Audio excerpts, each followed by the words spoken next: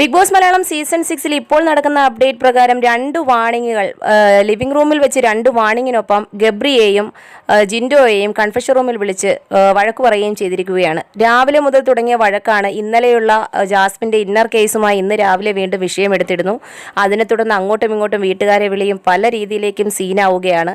ഒടുവിൽ എല്ലാവരും കയറി അതിൻ്റെ അറ്റവും മൂലവും പിടിക്കുന്നുണ്ട്.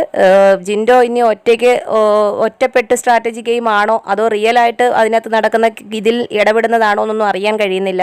എന്തായിരുന്നാലും ആളൊരു ഭാഗത്ത് ഒറ്റപ്പെട്ട് നിന്നുകൊണ്ട് ബാക്കി എല്ലാവരും കൂട്ടാക്രമണം നടത്തുന്ന പോലെയാണ് അവിടെ കാണിക്കുന്നത്. അതോടൊപ്പം തന്നെ പരസ്പരം വീട്ടിലുള്ളവരെയൊക്കെ കറക്റ്റായിട്ട് വിളിക്കുകയാണ്. കുറേയൊക്കെ മ്യൂട്ട് ചെയ്ത് കുറേയൊക്കെ അവർ തന്നെ ഡിസ്കഷനിൽ പറയുകയും ചെയ്യുന്നുണ്ട്.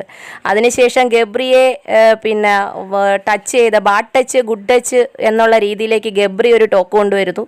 ഒടുവിൽ ഈ സീനെല്ലാം കേട്ട് മടുത്തിട്ട് ഒരു തവണ ആദ്യം ബിഗ് ബോസ് പറഞ്ഞു എല്ലാവരും ലിവിംഗ് റൂമിൽ വന്നിരിക്കുക, തല്ലി മരിക്കേണ്ടെന്ന് വിചാരിച്ചിട്ടാണ് വിളിച്ചത്.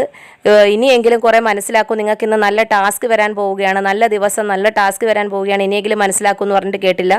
വീണ്ടും അവിടുന്ന് എല്ലാവരും എണീറ്റ് പോകാൻ പറഞ്ഞു തുടങ്ങി. വിത്തിൻ സെക്കൻഡ് കൊണ്ട് അടുത്ത വഴക്ക് തുടങ്ങി. വീണ്ടും ബിഗ് ബോസ് വിളിച്ച് വാണിംഗ് ചെയ്തു. അവസാനം ഗതി എട്ടിട്ട് ബിഗ് ബോസ് കൺഫഷൻ റൂമിലേക്ക് ഗബ്രിയെയും ജിൻഡോയെയും വിളിക്കുന്നു. ജിൻഡോയുടെ അമ്മയെ വിളിച്ചു എന്നും പറഞ്ഞ് ജിൻഡോ അവിടെ നിന്ന് കരയാൻ തുടങ്ങുകയായിരുന്നു.